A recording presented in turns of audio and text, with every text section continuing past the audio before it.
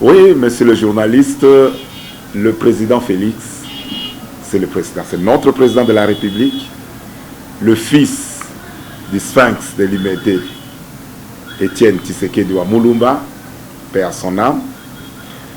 C'est l'homme qui, au départ, les gens ne le comprenaient pas.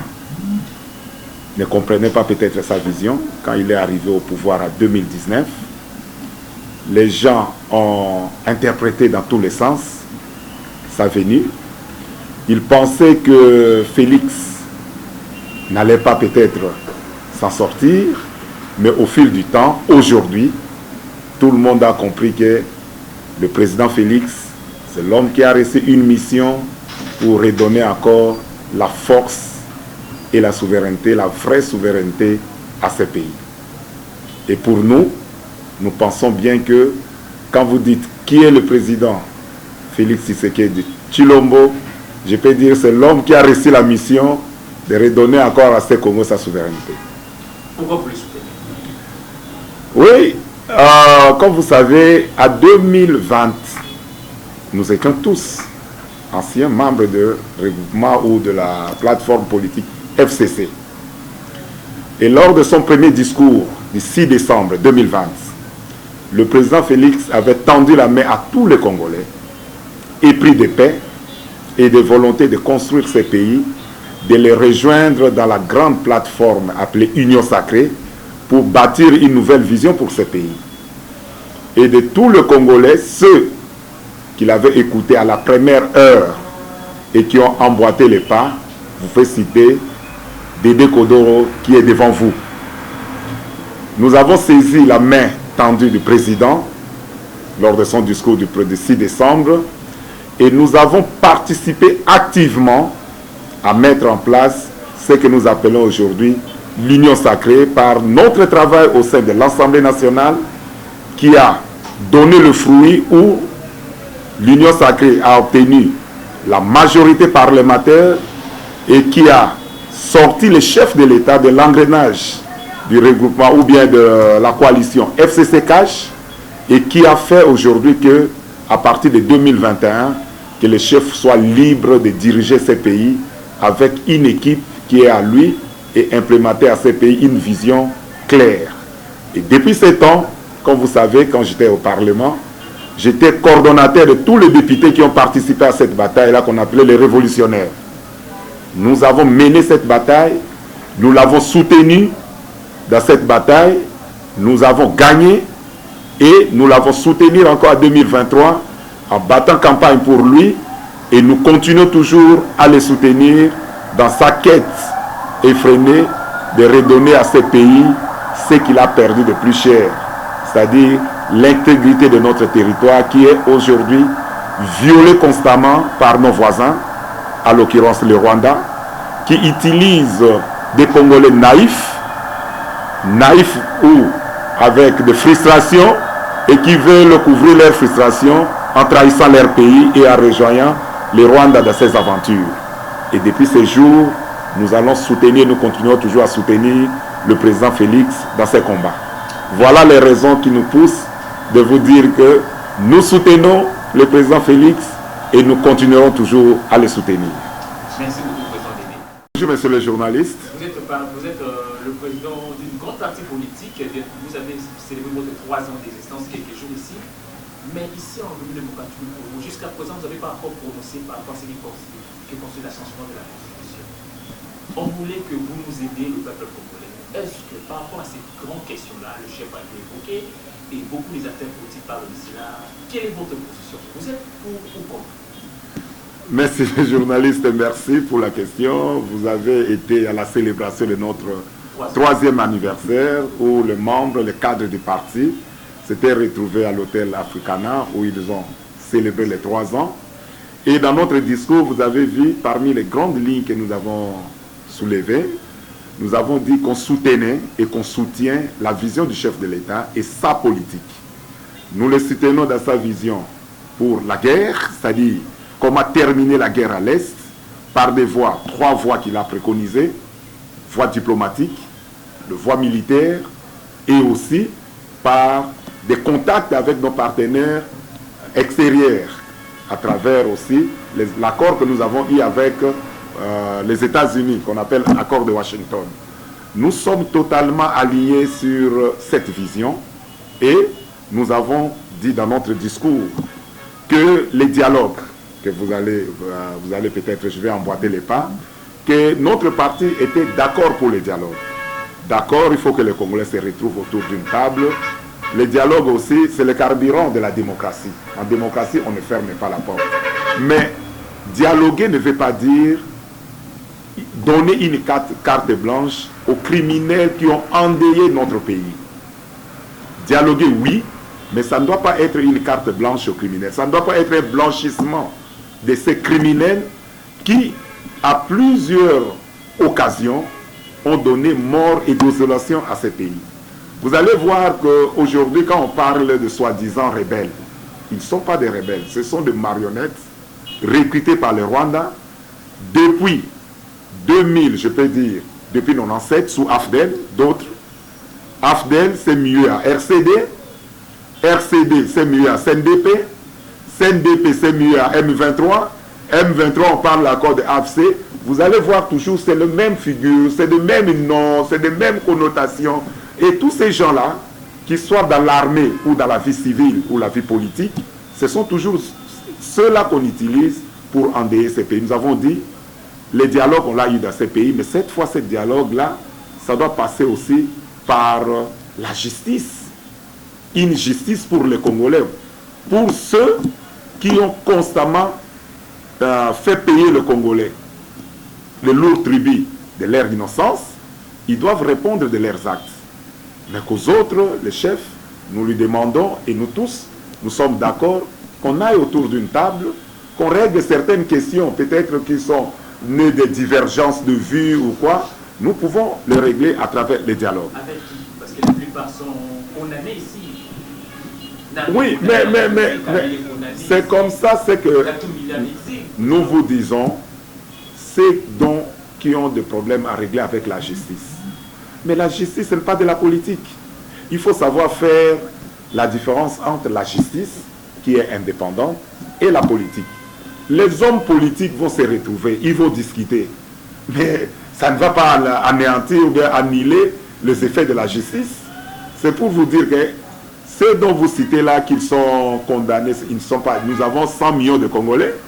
Et si 100 millions de Congolais, vous pensez si 2 ou 3 sont rattrapés de leur forfait par la justice, ça doit mettre en péril l'avenir de ces pays, qu'on ne doit pas discuter avec les autres. Il y a d'autres Congolais qui n'ont aucun problème avec la justice et qui ont peut-être des problèmes à poser et qu'on peut se retrouver pour discuter. Quant à ta question sur le changement ou la révision constitutionnelle, moi j'estime que c'est un faux débat. C'est un faux débat dans la mesure où la Constitution elle-même a prévu qu'on peut aussi la modifier. Nous avons eu la modification de la Constitution en 2011. Kabila l'a fait en 2 jours. Ça n'avait jamais créé un problème. Quand le chef dit aujourd'hui qu'il doit, que le mot que ça soit changé ou modifié ou quoi, mais ce sont des débats qu'on peut échanger autour des articles qu'on veut peut-être apporter un plus au vu de la situation, au vu de l'évolution de notre pays. On peut toujours discuter là-dessus. Et, monsieur le journaliste, laissez-moi vous dire que la Constitution que nous avons aujourd'hui, vous savez que c'est une Constitution de belligérants. Ceux qui l'ont rédigée, ce sont tous les acteurs qui se sont retrouvés autour des gâteaux de 1+4 et qui ont écrit cette Constitution dans laquelle chacun cherchait à tirer les draps de son côté. Mais vous avez vu 15 à 20 ans après la rédaction de cette Constitution, vous avez vu que tous ces acteurs-là, le temps les a balayés. Tu vas voir Azarias Rouberwa, le temps l'a balayé, politiquement il n'est plus là. Zaïd Ngoma de la société civile, paix à son âme, les Yerodia, les Kabila qui était président de la République, tous ces gens-là, le temps les a balayés. Sauf mon grand frère Bemba et peut-être Bahati qui s'accrochent encore, qui ont résisté à ces vents-là. Mais si le temps a balayé les acteurs qui se sont retrouvés autour de ces textes.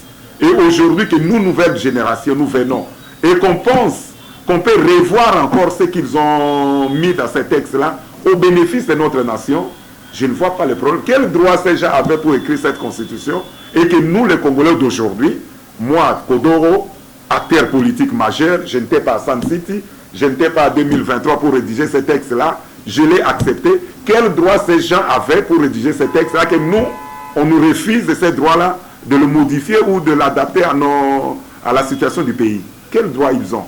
Alors, ce sont des choses pour lesquelles je dis c'est un faux débat. Un faux débat dans la mesure où ceux qui veulent tirer les choses comme si, quand on voit la révision constitutionnelle, on voit, non, le président Tshisekedi devait se maintenir au pouvoir. Mais on finira toujours un jour à modifier cette constitution. Il aura toujours un président qui sera destiné de ce pays à la modification, même si on le reporte, même si le président Tshisekedi ne fait pas, même si après 15 ans, 20 ans, 50 ans, mais il aura toujours un président qui sera là pour qu'on refasse la modification ou le changement de cette constitution. Moi, je trouve que c'est un faux débat. Ceux qui ont peur qu'ils viennent avec leurs arguments, c'est un débat politique, qu'on débatte et qu'on voit, même la Bible. Si on dit aujourd'hui que le seul livre qu'on ne peut pas modifier est la Bible, mais on va vous dire qu'au départ, il y avait les livres de Maccabée, il y avait d'autres livres qu'on a, les catholiques et les protestants, se sont réunis pour dire on les débarque de grands livres que nous avons aujourd'hui, les livres que la Bible que nous avons, la Bible que nous avons. On va vous dire aussi que quelques versets ou quelques écrits de cette Bible au départ a été élagué au vu de l'évolution du temps. Et pourquoi pas notre constitution? Moi je trouve que dire que vous êtes pour ou contre la constitution, je ne peux pas dire que pour ou contre la constitution a été écrite par les Congolais, peut-être discutée par les Congolais, peut-être modifiée par les Congolais ou changée par les Congolais. C'est une question de souveraineté du peuple et que le peuple peut décider. Si nous, peuple, nous décidons de la changer, personne ne peut nous ôter ses droits. Alors, oui, mais si la Constitution a prévu ça, mais c'est un débat. On n'a pas dit qu'aujourd'hui matin qu'on va le faire, mais il faut débattre. C'est-à-dire le débat politique, ça ne s'arrête pas parce qu'il y a tel ou tel événement. On a lancé le débat, le chef a émis le vœu de voir ces textes-là être adaptés à notre réalité. Nous qui suivons, nous qui acceptons, nous qui sommes dans sa ligne, nous disons, mais lançons le débat. Que ceux qui pensent contraire, qu'ils amènent aussi leurs arguments. Messieurs les journalistes, vous savez que cette constitution, à 2004-2005, 2005 quand on battait campagne, moi personnellement qui vous parle, j'avais battu la campagne pour le non. Parce que je trouvais que dans ces textes, il y avait des choses pour lesquelles on pouvait aussi améliorer. L'IDPS qui est au pouvoir aujourd'hui a battu la campagne pour le non. Ce qui veut dire quelque part, il y a, même prenons le cas de FCC Kabila. Kabila a tenté sa révision en 2015. Ce qui veut dire qu'il trouvait quand même qu'il y avait des choses qui avaient à redire dans ces textes-là. C'est-à-dire nous sommes unanimes que même le pouvoir passé avait trouvé que cette constitution devait être réadaptée. Nous sommes tous conscients. Mais sauf comme je dis, en 2015, Kabila n'avait pas l'assise populaire.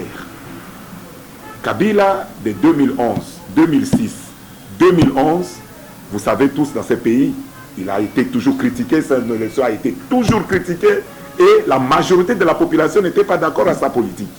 Mais sur le fond, que ce soit ceux qui sont dans la majorité aujourd'hui, que ce soit ceux qui sont dans l'opposition, à une époque quelconque, chacun a vu que cette constitution était modifiable, cette constitution était perfectible. Et aujourd'hui, si tous, on s'est dit, comme les gens de FCC à l'époque, vous avez voulu le faire, vous ne l'avez pas fait au vu des circonstances, nous aujourd'hui, mais venez avec nous comme ça on le fait, ça va devenir un problème comment? Ce sont les mêmes qui ont voulu le faire. N'est-ce pas, monsieur le journaliste? En 2015, ils ont tenté par tous les moyens de le faire. Mais aujourd'hui, on dit, bon, vous avez tenté hier, ça n'a pas marché, venez avec nous, maintenant nous sommes d'accord, faisons ensemble. Ils disent non. Alors, ce qui veut dire que c'est eux qui sont, ce sont ceux-là qui ont des problèmes et non nous qui acceptons qu'on modifie cette constitution. Ma dernière question, Président. Oui. Pourquoi au deuxième mandat du chef de l'État? premier mandat, il était là, 2018 jusqu'à 2023. Pourquoi évoquer ça quand il reste 2 ans? Oui, mais monsieur le journaliste, nous sommes avec toi dans ces pays. Tu n'es pas étranger dans ces pays. Quand le président Tshisekedi a pris le pouvoir en 2019, vous savez que le président Tshisekedi a fait 2 ans où il a passé son pouvoir. Les 2 ans là, c'était vraiment dans des difficultés avec FCC Cash. Aujourd'hui, c'est elle qui va écrire. Il n'avait pas le temps. Il a commencé même à implémenter sa vision qu'en 2022. Et en 2022, 2021, 2022, on était déjà à la veille des élections. On était déjà à la veille des élections. Vous ne pouvez pas lui demander, au moment où il venait de sortir de la bataille FCC Cash, qui devait consolider d'abord sa majorité, il devait former un nouveau gouvernement, il devait quand même donner un autre son de cloche à cette population qui avait tant attendu, qui devait rapidement penser à la révision constitutionnelle. Non. 2022-2023, il a organisé les élections. Et maintenant, deuxième mandat. Mais qu'on parle de deuxième mandat, qu'on parle de premier mandat ou quoi? Est-ce qu'il y a, dans cette constitution, il est prévu que si on est au deuxième mandat, on ne peut pas toucher la constitution? Mais voyons aussi, c'est-à-dire c'est une violation aussi des droits des Congolais que vous dites, parce qu'il est au deuxième mandat, il ne peut pas faire telle chose. Est-ce que c'est écrit comme ça dans cette constitution? Que quand un chef de l'État est au deuxième mandat, il lui est interdit de parler révision. Ou bien s'il y a une majorité au pouvoir qui est à son deuxième mandat, il est interdit de parler révision ou modification de la Constitution. Non. Ça, c'est un débat que j'estime que c'est un débat qui est non-sens. Le président de l'État, Women Rights Watch, a fait un article pour qualifier le régime de Tshisekedi comme dictateur, misère les opposants, les journalistes et tant d'autres. Nous sommes dans un régime dictatorial de Tshisekedi, vous étant membre du Conseil. C'est votre réponse par rapport à cette organisation de la chose qui qualifie le régime de Tshisekedi dictateur. Votre question. En tout cas, moi, j'aimerais que Women Rights Watch devait d'abord commencer à dire que Kagame est le plus grand sanguinaire, même pas dictateur. S'il est qualifié comme ça, que Kagame c'est un sanguinaire qui verse le sang des innocents. Tout le jour au Congo, il fait un rapport comme ça. Je vais faire un peu foi à ce qu'il est en train de faire, à ce qu'il est en train de dire. Nous avons vécu des dictatures dans ces pays, monsieur le journaliste. Nous l'avons vécu. Nous avons vécu la dictature de Kabila dans ces pays. Nous avons vécu des dictatures féroces dans ces pays. Aujourd'hui, nous sommes dans un état de guerre. Le pays est agressé. Une partie de ces pays est occupée. Non seulement que le pays est agressé, il y a une forte infiltration. Infiltration dans l'armée, infiltration dans le monde politique, infiltration. Mais on devait même déclarer la loi martiale, pour lequel même les gens ne pouvaient pas. Mais le président, c'est un grand démocrate, c'est pourquoi il peut y avoir encore un débat dans un pays qui est en guerre, qui est infiltré à tous les niveaux. Imaginez un peu un pays où vous avez dedans, même le chef d'état-major ou un général qu'on lui confie la mission, quand on fouille, on voit dedans qu'il est en connivence avec l'ennemi. Vous avez vu qui a été arrêté, qu'on a eu des éléments sur lui. Vous avez vu des opérationnels qu'on a confié la vie de la nation entre leurs mains et pour lequel on retrouve qu'ils sont en mèche avec l'ennemi. Et dans une telle situation, vous allez nous demander que le président, s'il met la main sur ceux qui trahissent le pays, qui n'ont pas l'amour du pays, l'amour de l'argent, l'amour du pouvoir facile, l'amour d'être esclave même du petit Rwanda, et qu'ils prennent des décisions, vous allez dire que Human Rights Watch a dit dictature. La dictature, c'est quoi?